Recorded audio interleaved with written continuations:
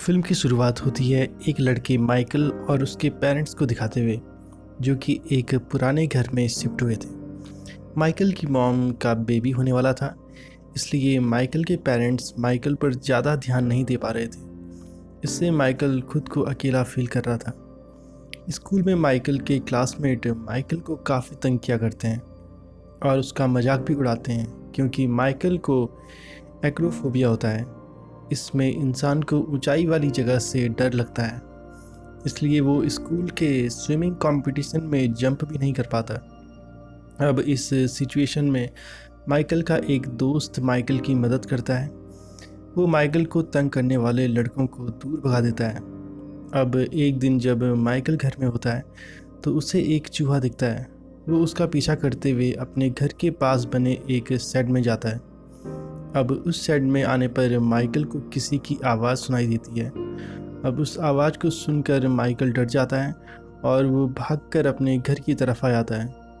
वो घर के अंदर आने पर ये अपनी बात अपनी मॉम को बताता है, लेकिन उस वक्त माइकल की मॉम की डिलीवरी का टाइम आ गया था, जिससे उन्हें बहुत दर्द हो रहा था। ये देखकर माइकल जल्दी से एम्बुलेंस बुलाता है, जिसके बाद हॉस्पिटल में माइकल की मॉम को एक बेबी गर्ल होती है। अब उस बच्ची को कुछ दिन हॉस्पिटल में ही रखा जाता है।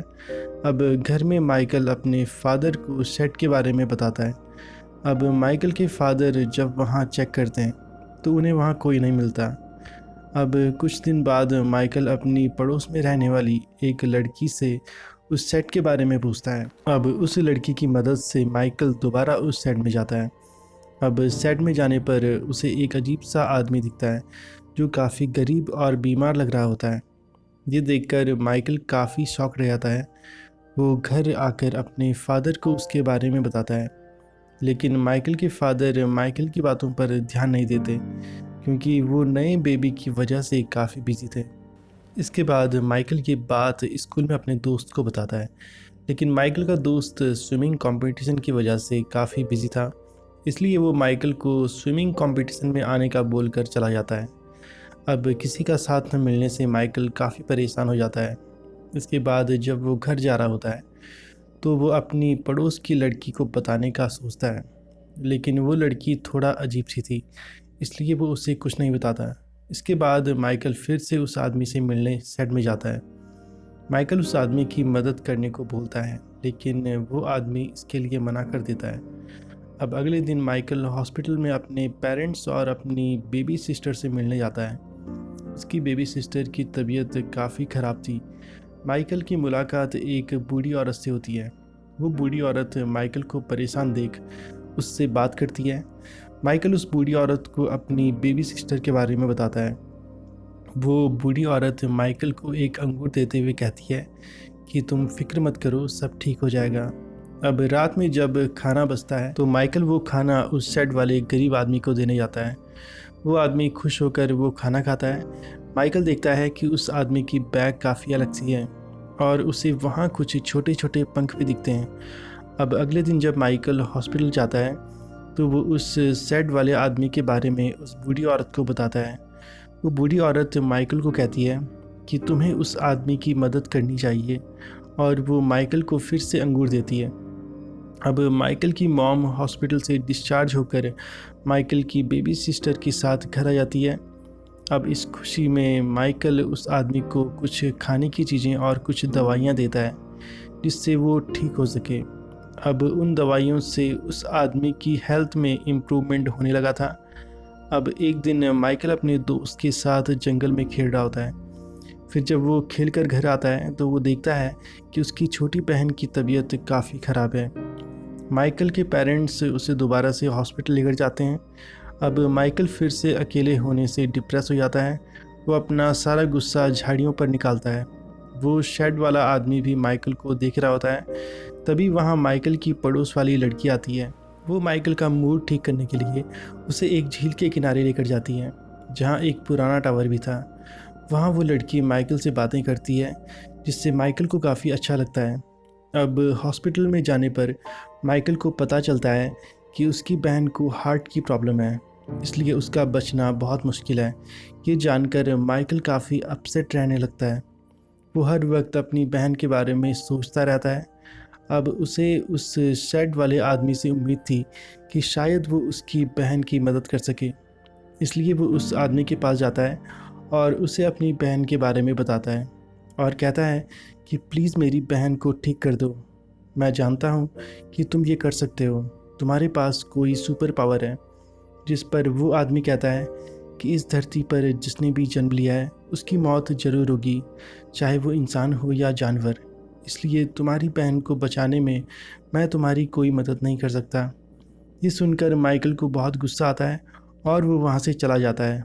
अब अगले दिन माइकल अपनी पड़ोस वाली फ्रेंड को उस आदमी से मिलवाता है। वहीं दूसरी तरफ माइकल की बहन के ठीक ना होने से माइकल के फादर काफ़ी दुखी हो जाते हैं। वो डिप्रेशन में उस सेट को तोड़ने के लिए जाते हैं। अब अपने फादर को रोकने के लिए माइकल छत से बेड पर कूदता है। अब अगले दिन माइकल फिर से हॉस्पिटल में उसी बूढ़ी औरत से मिलता है। अब माइकल को उदास देख वो बूढ़ी औरत माइकल को मोटिवेट करती है और उसे हिम्मत बनाए रखने के लिए कहती है। अब डॉक्टर बताते हैं कि उस बच्ची को हार्ट की ऐसी बीमारी है जिसका कोई इलाज नहीं है। अब रात के वक्त माइकल के फादर जिस वक्त घर की सफाई कर रहे होते हैं तो वो दोबारा उस सेट को ख़त्म करने के लिए जाते हैं। अब माइकल के काफ़ी रोकने के बाद भी वो नहीं रुकते और उस सेट को आग लगा देते हैं। इस दौरान माइकल किसी तरह उस जलते हुए सेट से उस आदमी को बाहर निकाल लाता है और अपनी दोस्त की मदद से उस आदमी को उस पुराने टावर में छुपा देता है। अब उस आदमी की मदद करने के बाद माइकल की फैमिली में भी सब ठीक होने लगता है। माइकल के फादर माइकल से कहते हैं कि तुम्हारी बहन जितने भी दिन हमारे साथ है हम सब अच्छे से रहेंगे और बेबी के साथ हर दिन यादगार बनाएंगे। फिर वो बेबी का रूम भी सजाते हैं और फिर उस बेबी गर्ल को घर लाया जाता है। इसके बाद माइकल की फैमिली में सब खुशी से रहने लगते हैं। माइकल और उसकी फ्रेंड खाने का सामान इकट्ठा करके उस आदमी को देने जाते हैं।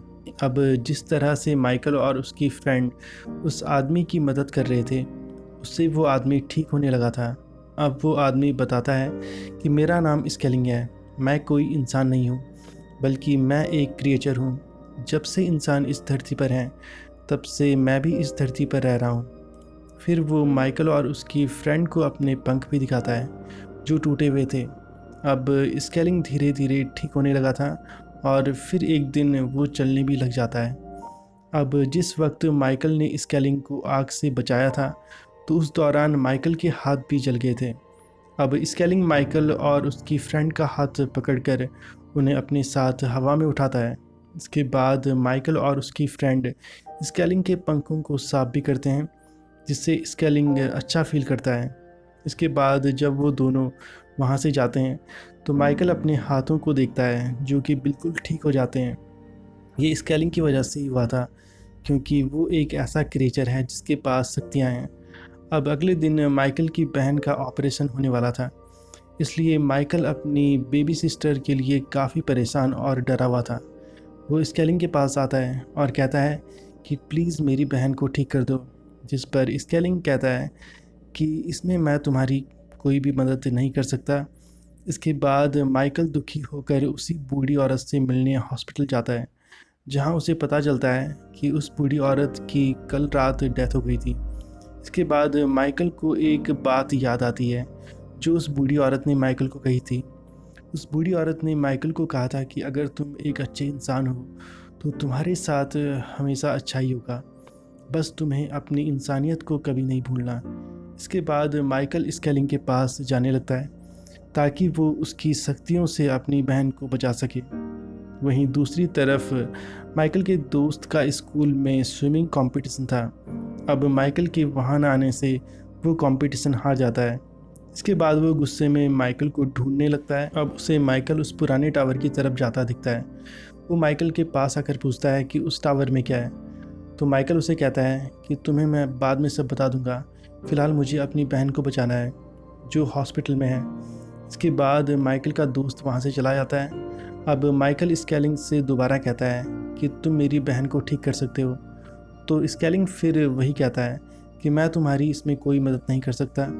जिस पर माइकल कहता है कि ऐसा नहीं है, ये पूरी दुनिया उम्मीद और भरोसे पर ही कायम है। मैं तुम्हारे भरोसे को वापस लाकर रहूँगा।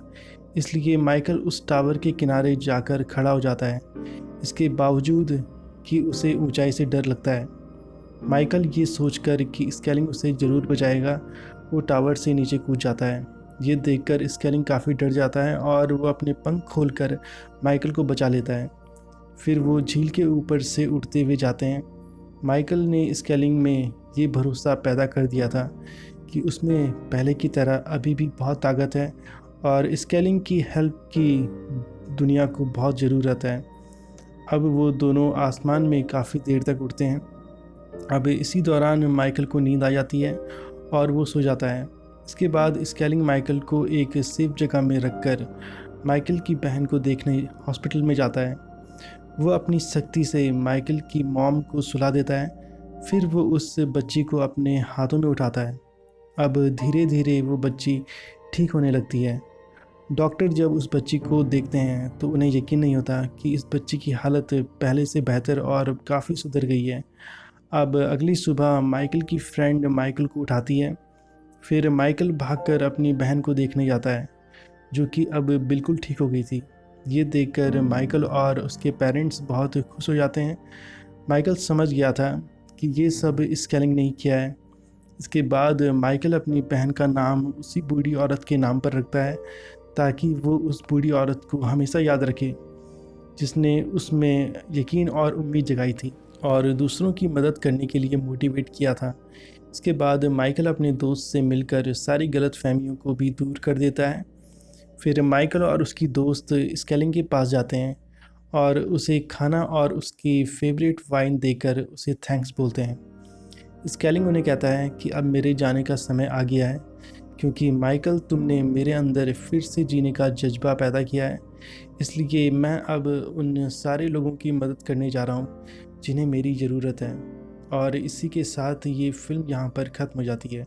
तो दोस्तों, आपको आज की हमारी ये वीडियो अगर पसंद आई हो तो लाइक ज़रूर कीजिए, चैनल को सब्सक्राइब करना मत भूलिए and hit the bell icon button. तो मिलेंगे फिर किसी मूवी के साथ। आज के लिए बस इतना ही। Thank you so much.